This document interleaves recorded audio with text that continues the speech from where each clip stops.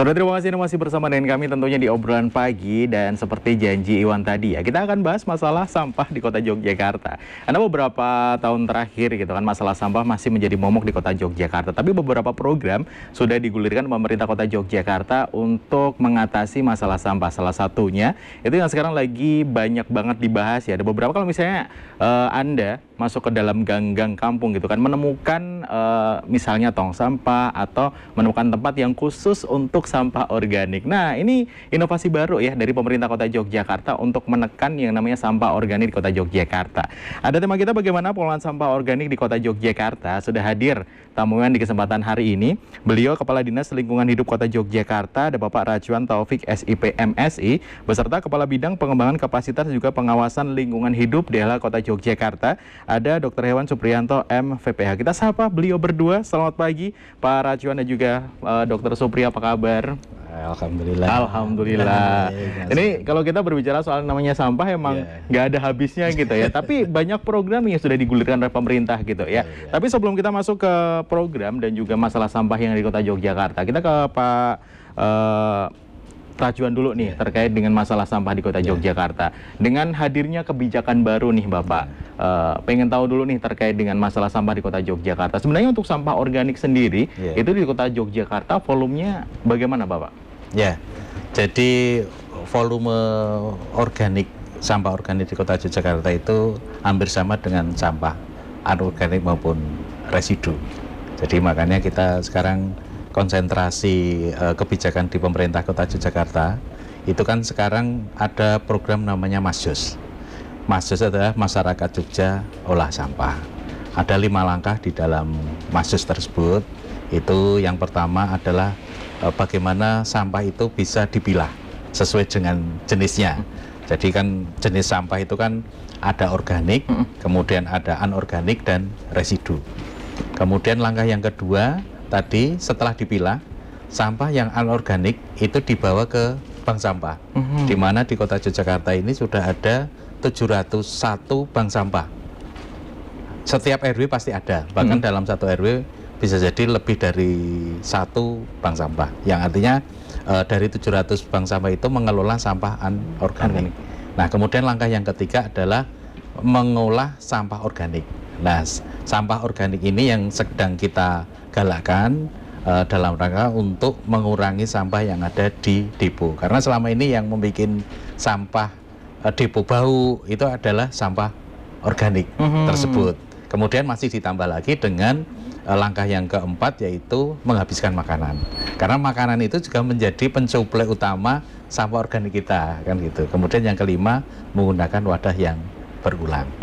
Baik, jadi memang ada 5 gitu ya, 5 langkah diterapkan gitu oleh masyarakat. Nah, dari 5 langkah yang sudah digulirkan oleh pemerintah terkait dengan kebijakan nih Bapak Rajuan, apakah masyarakat sudah mulai aware atau sadar nih terkait dengan harus memilah sampah organik dari lingkungan rumah tangga dulu nih? Ya, ini sebuah proses ya, sebuah proses yang kita gulirkan dalam rangka rekonstruksi sosial, merubah budaya di mana yang selama ini sampah itu dikumpulkan di satu tempat tanpa dipilah. Kemudian sekarang ada sebuah budaya bagaimana dengan Masjos ini sampah dipilah, kan itu. Nah, dalam rangka mengapresiasi dan untuk melihat perkembangan pemilahan yang sudah dilaksanakan di masyarakat, maka di pemerintah kota Yogyakarta ini ada program pemberian stiker yang namanya stiker keluarga Masjos.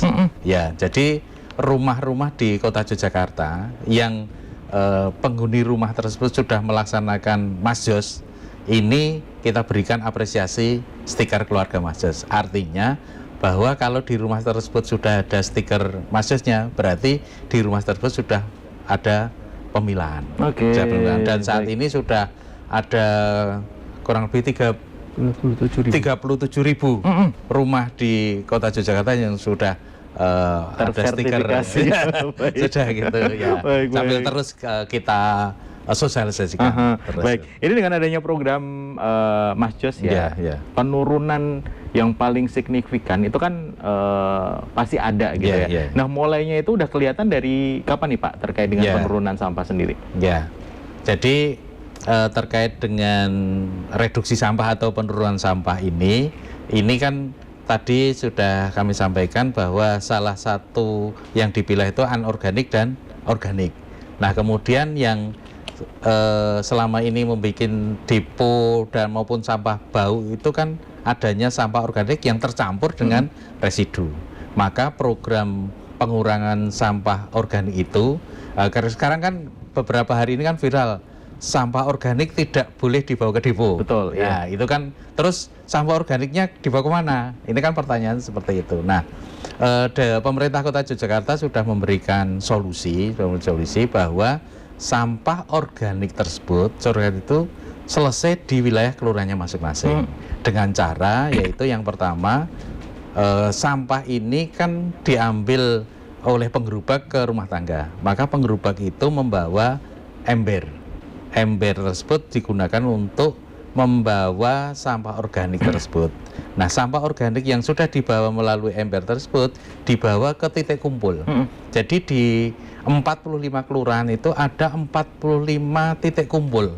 Titik kumpul sampah organik yang menggunakan ember bekas set yang dengan kapasitas kurang lebih 25 kilo. Nah, kemudian dari 45 titik tersebut, kemudian dari Dinas Lingkungan Hidup kemudian menghubungkan kepada optaker. Jadi yang akan memanfaatkan sampah organik tersebut. Nah, kemudian yang mengkoordinir di lapangan ini Mas Supri, Dr. Iwan Supri ini yang mengkoordinir terkait dengan bagaimana pengelolaan sampah organik basah tersebut sehingga tidak dibawa ke depo tapi berhenti di titik-titik kumpul di masing-masing kelurahan. Dan sampai saat ini sudah kurang lebih ada 1.000 ember. 1.000 ember organik. Kalau masing-masing ember itu 25 kilo, berarti kurang lebih sudah ada pengurangan 25 ton per hari yang bisa kita kurangi, yang tidak dibawa ke depo tapi langsung dibawa optaker ke tempatnya masing-masing. Sehingga depo menjadi tidak berkurang baunya dan sudah tidak tercampur lagi dengan sampah organik. Baik, karena memang sudah dari awal dipilah dulu. Betul, begitu ya, Bapak Rajwan. Kita ke Pak atau Dr. Supri nih. Kalau berbicara soal yang namanya program, tadi sudah dicanangkan juga dan ini mengurangi banyak sekali ya sampah organik yang masuk ke depo kayak gitu. Nah, untuk pengelolaannya ini, Dr. Supri, bagaimana? Dari masyarakat sampai dengan bisa mengurangi sekitar 25 ton begitu ya seharinya. Silakan dokter. Yang jelas kami memahami ya di masyarakat ini begitu ada pelarangan sampah organik tidak dibawa ke depo ini kan pada bingung. Terus dikemanakan? Nah, tadi sudah dijelaskan Pak Kepala Dinas bahwa kami ada program ember organik yang ini digunakan untuk mengumpulkan sampah-sampah sisa makanan. Kita mengistilahkan itu sampah organik basah, mentah dan matang ya. Jadi yang sampah organik basah ini yang sampah organik yang sisa makanan basah mentah itu yang belum dimasak, tapi itu makanan, dan sampah organik basah matang ini yang sudah terlanjur dimasak tidak habis biasanya gitu. Karena dua hal ini yang tadi sudah disebutkan cepat bau. Nah, nanti mekanismenya adalah masyarakat mengumpulkannya itu, memisahkannya di rumah, kemudian dibawa oleh transporter, kemudian nanti transporter akan menghubungi atau dikoordinasikan dengan namanya sekarang Jumilah ya. Jumilah itu istilah kerennya untuk petugas pengawas pemilahan sampah atau juru memilah sampah, juru pilah sampah. Nah, kita juga sudah ada petugas Jumilah ini 2 orang per kelurahan. Jadi pokoknya sekarang kalau ada kesulitan pembuangan sampah, baik itu sampah organik, sampah kaca, itu silahkan menghubungi Jumilah di masing-masing kelurahan. Dan ini koordinatif antara transporter, kelurahan, dan Jumilah itu sendiri. Nanti Jumilah yang akan melaporkan ke kami titik kumpulnya di mana, jumlahnya berapa, lalu kita akan datangkan tim untuk penjemputan. Jadi di Jogja ini mekanismenya sudah seperti itu.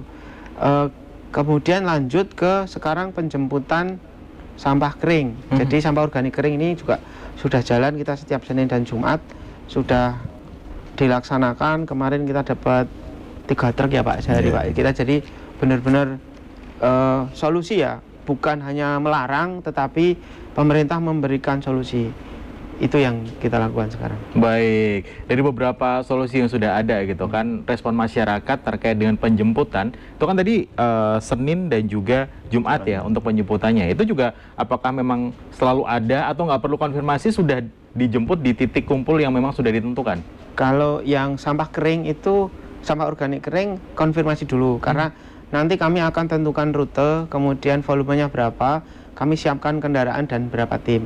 Kalau yang sampah organik dalam ember itu sudah berjalan, jadi setiap hari dijemput, kecuali hari Rabu dan Minggu. Baik, setiap hari dijemput ya. Iya. Nah, kalau berbicara untuk kota Yogyakarta sendiri Bapak atau Dokter Suptri ya, penyumbang terbesar untuk sampah organik itu ada di mana nih? Yang jelas kami juga kaget ya, karena ternyata organik ini sangat besar ya. Saya bayangkan ya, sehari ini 1000 ember lebih sekarang kita jemput sisa makanan. Jadi mungkin sesuatu yang kadang kita kita sepelekan ya. Ini kita dikasih snack nggak habis ya. Dikumpulkan itu sehari bisa sampai 25 ton. Itu kalau diterkan sudah 5 truk itu. Itu bisa dibayangkan. Tetapi itu nanti memang menjadi solusi lain. Kayak misalnya ini sekarang kita kan kerjasamanya dengan peternakan ya. Jadi itu nanti off takernya itu untuk ternak maggot, untuk ternak ayam, sama ternak babi. Jadi sisa makanan yang tidak habis itu nanti dimakan oleh babi, dimakan oleh maggot gitu. Jumlahnya memang segitu ya. Luar biasa begitu ya. Ada tambahan Bapak Rajuan, mau silakan. Ya, jadi upaya-upaya yang kita lakukan ini dalam rangka untuk menangani sampah di kota Yogyakarta. Kalau 2 tahun terakhir ini kita melihat bahwa depo-depo, kita melihat depo Mandala, depo Purwawisata itu kan sering penuh. Nah, bisa kita lihat dalam 1 bulan terakhir ini depo-depo tersebut sekarang sudah kosong. Bahkan misalnya pun isi nggak terlalu full begitu ya. Dan sudah tidak baunya sudah tidak seperti dulu. Artinya secara perkembangan ini sudah terlihat bahwa penanganan sampah dengan sampah organik tidak dibawa ke depo, kemudian baik basah maupun kering ini ternyata mempunyai efek yang cukup signifikan. Baik. Ini salah satu juga regulasi yang sudah ditetapkan oleh Bapak Wali Kota ya, terkait dengan Masjos begitu ya Bapak Rajuan ya. Nah, kalau kita berbicara soal yang namanya dari rumah tangga dulu gitu ya, apakah ada edukasi kepada masyarakat nih terkait dengan memilah sampahnya itu harus posisinya A, B, C dulu atau bagaimana? Atau memang sudah dikasih bahannya, tinggal masyarakat yang mengolah sendiri atau bagaimana Pak Rajuan? Ya, jadi tindak lanjut dari program Masjos ini, kemudian dibentuklah namanya Kader Masjos. Kader Masjos ini dibentuk yang melibatkan dari unsur PKK di tingkat RW, kemudian pengurus RW, kemudian dari bank sampah, forum bank sampah unit. Nah, dari masing-masing unsur tersebut, kemudian ini menjadi untuk media sosialisasi. Dan kemudian di tingkat kota pun ini juga melibatkan dari berbagai unsur, baik dari DLA sendiri, kemudian dari forum bank sampah di tingkat kota, kemudian dari dari PKK, kemudian dari LSM yang peduli lingkungan, dan sekarang ini sebuah program itu akan lebih cepat tersampaikan ke masyarakat melalui media-media sosial. Maka kami juga mengundang melibatkan Mataram Content Creator, dan selanjutnya yang melibatkan yang mengordinir ya Pak Dokter Supri begitu ya. Dokter Supri ini yang implementasi di lapangan. Langsung gitu ya, terjun ke lapangan. Dokter mau silakan, ada tambahan. Jadi betul sekali Pak Kepala Dinas tadi mengendiko, yang jelas upaya kita itu tidak sekedar hanya di sosialisasi, tapi kami ada beberapa program tambahannya Pak. Ada namanya itu Temu Kader Masjos, ada Masjos Menyapa, ada Sambang Bank Sampah. Jadi kami juga keliling door to door.